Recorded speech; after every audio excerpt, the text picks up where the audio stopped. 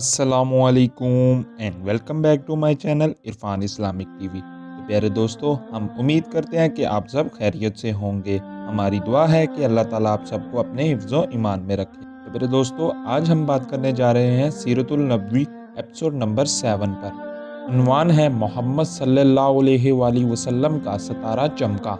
प्यारे दोस्तों, अगर आप हमारी ये वीडियो फर्स्ट टाइम देख रहे हैं तो सबसे पहले हमारे चैनल को सब्सक्राइब कर दें, साथ बेल आइकन के बटन को प्रेस कर दें ताकि हर फ्यूचर में नए आने वाली वीडियो का नोटिफिकेशन सबसे पहले पहुंच सके आप तक। मुल्के शाम का एक यहूदी मक्का से कुछ फासले पर रहता था।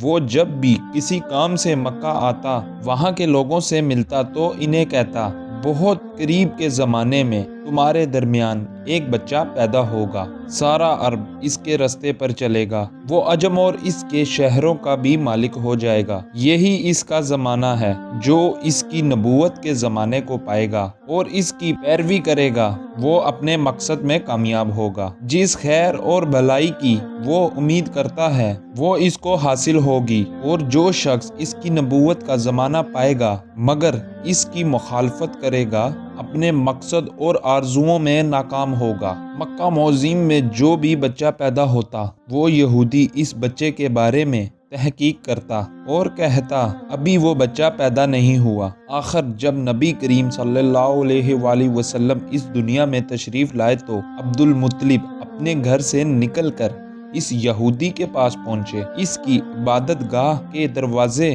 पर पहुंचकर इन्होंने आवाज़ दी। यहूदी ने पूछा, कौन है? इन्होंने अपना नाम बताया। फिर इससे पूछा, तुम इस बच्चे के बारे में क्या कहते हो?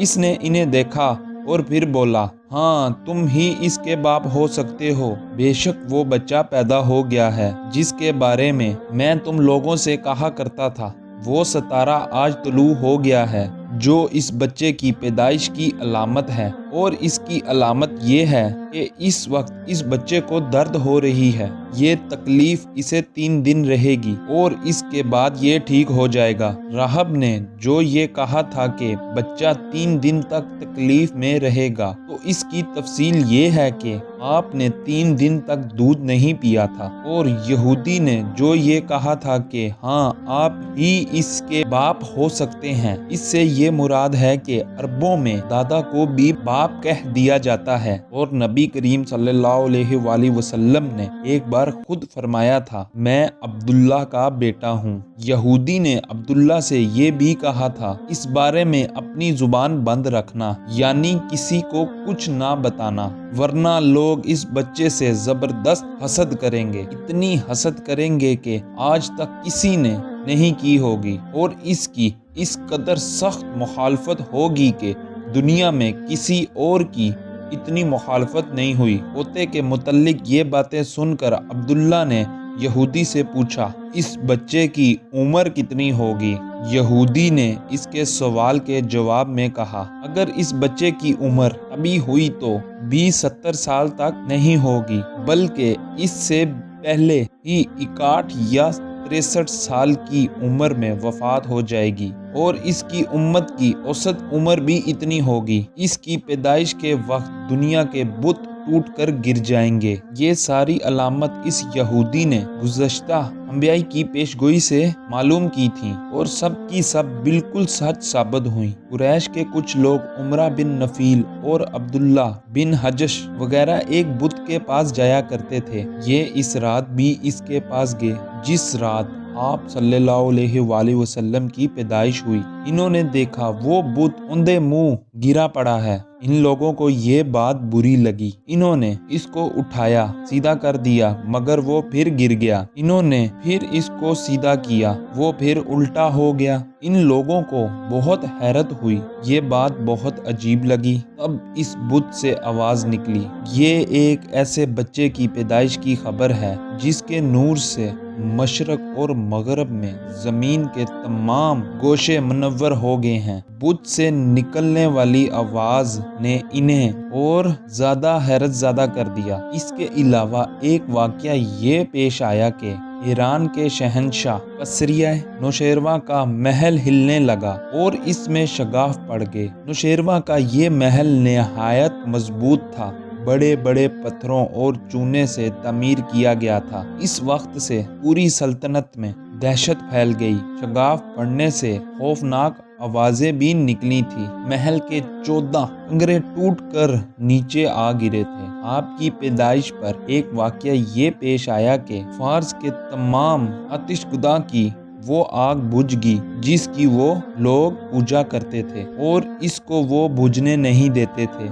लेकिन इस रात में एक ही वक्त में तमाम के तमाम आताश की आग बुझ गई। आग के पूजने वालों में रोना पिटना मच गया। कसरी को ये तमाम मालूमात मिली तो इसने एक काइना को बुलाया। इसने अपने महल में शगाफ पड़ने और आताशगदों की आग बुझने का वाकया इन्हें सुनाकर पूछा, आखिर ऐसा क्यों हो रहा है। वो काइन खुद तो जवाब ना दे सका। ताहिम इसने कहा, इन सवालात के जवाब मेरा माँ दे सकता है। नौशेरा ने कहा, ठीक है, तुम जाकर इनसे सवालात के जवाब लाओ। वो गया, मामून से मिला, इसे वाकया सुनाया। इसने सुनकर कहा, एक अज़ा वाले नबी ज़ाहिर हो गए हैं जो अरब और शाम पर छा जाएंगे और जो कुछ होने वाला है होकर रहेगा। इसने ये जवाब कसरी को बताए। इस वक्त तक कसरी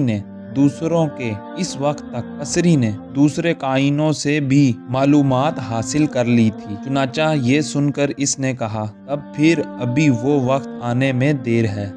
पैदाइश के 7वें दिन अब्दुल्ला ने आपका अकीका किया और नाम मोहम्मद रखा। अरबों में इससे पहले ये नाम किसी का नहीं रखा गया था। कुरैश को ये नाम अजीब सा लगा। चुनाचा कुछ लोगों ने अब्दुल्ला से कहा, ए अब्दुल्ला, क्या वजह है कि तुमने इस बच्चे का नाम इसके बाप दादा के नाम पर नहीं रखा बल्कि मोहम्मद रखा है, और ये नाम ना तुम्हारे बाप दादा में से किसी का है ना तुम्हारी कौम में से किसी का। अब्दुल्ला ने इन्हें जवाब दिया, मेरी तमन्ना है कि आसमानों में अल्लाह ताला इस बच्चे की तारीफ फरमाए और ज़मीन पर लोग इसकी तारीफ करें। मोहम्मद के मायनी हैं जिसकी बहुत ज़्यादा तारीफ की जाए। इस तरह वालदा की तरफ से आपका नाम अहमद रखा गया। अहमद नाम भी इससे पहले किसी का नहीं रखा गया था। मतलब ये कि इन दोनों नामों की अल्लाह ताला ने हिफाजत की और कोई भी ये नाम ना रख सका। अहमद का मतलब है सबसे ज्यादा तारीफ करने वाला। आलिम सैली ने लिखा है कि आप अहमद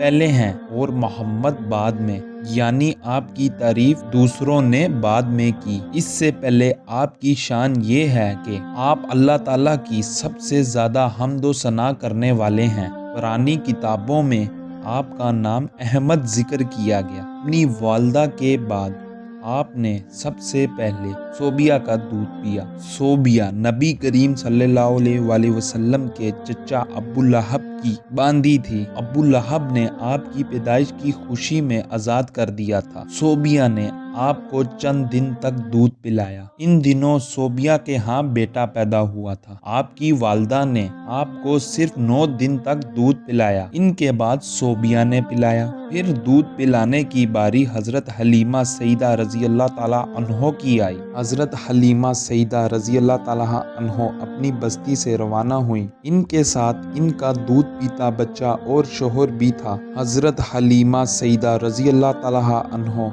दूसरी औरतों के बाद मक्का में दाखिल हुई। इनका खच्चर बहुत कमज़ोर और मरियल था। इनके साथ इनकी कमज़ोर और बूढ़ी ऊँटनी थी, वो बहुत आहिस्ता चलती थी। इनकी वजह से हलीमा रजी अल्लाह ताला अन्हो काफिले से बहुत पीछे रह जाती थी। इस वक्त भी ऐसा ही हुआ, वो सबसे आखिर में मक्का में दाखिल हुई। प्यारे दोस्तों, इसी के साथ इस वीडियो को यहीं पे ख़त्म करते हैं। अगर आपको हमारी ये वीडियो पसंद आई है तो ज़्यादा से ज़्यादा शेयर करें, लाइक करें, कमेंट में अपनी राय लाजमी बताएं। नई वीडियो के साथ मिलेंगे, तब तक के लिए अल्लाह हाफिज़।